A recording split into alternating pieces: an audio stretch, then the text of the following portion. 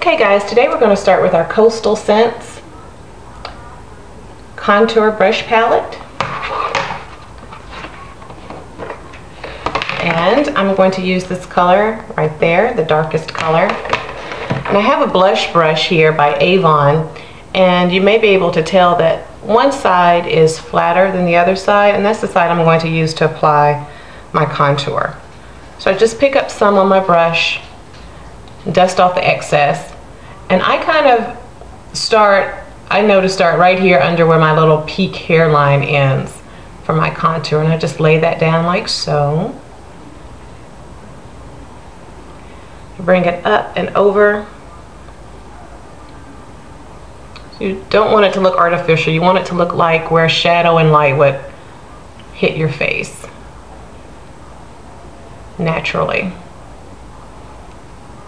I'm going to pick up a little more because I'm going to end up blending this really well. And I have a darker skin tone, so I want to make sure it shows up really well. You don't want to worry about carrying your color too far in unless you really want a sculpted look. So about right there is fine. Then I'm going to take this color at the bottom, and I'm going to use the very top of my brush here to kind of pick up some of that color, dust off the excess. And then instead of pulling it down, I'm just going to kind of tap it right on top. And I bring mine forward. I could stand to lose a few pounds, and so my face is fuller, and I have found that if you bring the color right here on top of your apple, it actually has a slenderizing effect on your face along with the sculpting powder underneath. So give that a try. If you have a thinner face, then leaving the color here and not applying it to your apple may work better for you. But in makeup, there are some fast and hard rules, but for the most part, you kind of have to tailor it for yourself. Okay, so I'm not going to worry about blending yet. I'm just placing color. This is what works best for me. Now I'm going to take the opposite of the flat end. I'm not going to use the top. I'm going to use the other side and pick up this peachy color for my highlight.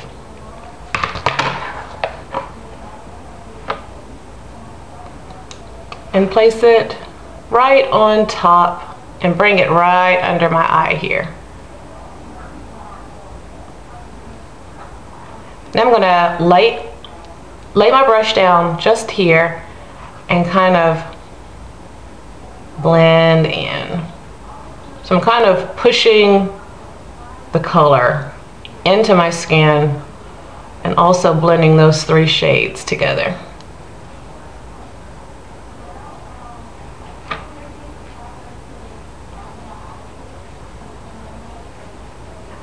You want to go in a circle, just like so.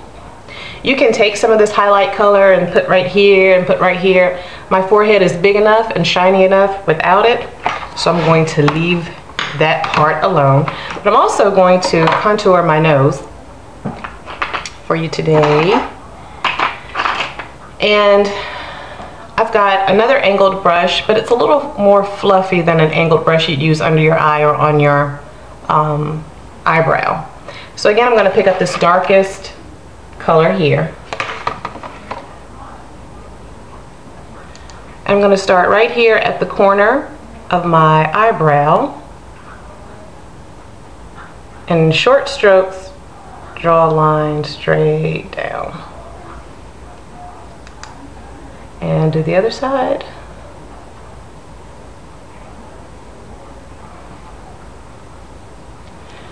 And again, I have a darker skin tone. This palette can be used by any skin tone. The colors will work for everyone because they're so highly pigmented. I'm having a difficult time reaching around the side of my nose.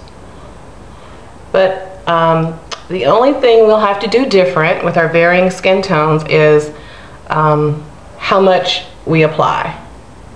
So I have a darker skin tone, so I'm not really worried about being too heavy-handed because I'll need to use a heavier hand than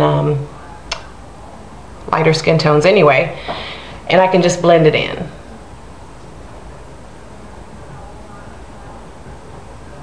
for me, what I do and what I use as my guide is I want to just barely be able to see what looks like a shadow to me. And once I can see a shadow all the way down, then I know I have enough. Then what I do is I take the same highlight that I used on my cheeks. Sometimes I use white and sometimes I use this tan color up here. But I'm going to use the peach. And clean your hands. Keep some antibacterial stuff close by.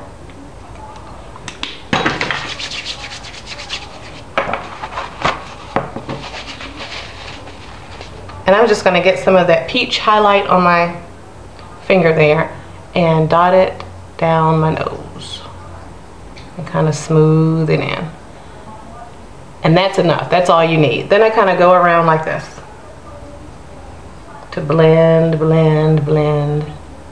Make sure to blend up here where you connected the inner part of your eyebrow. And you're done.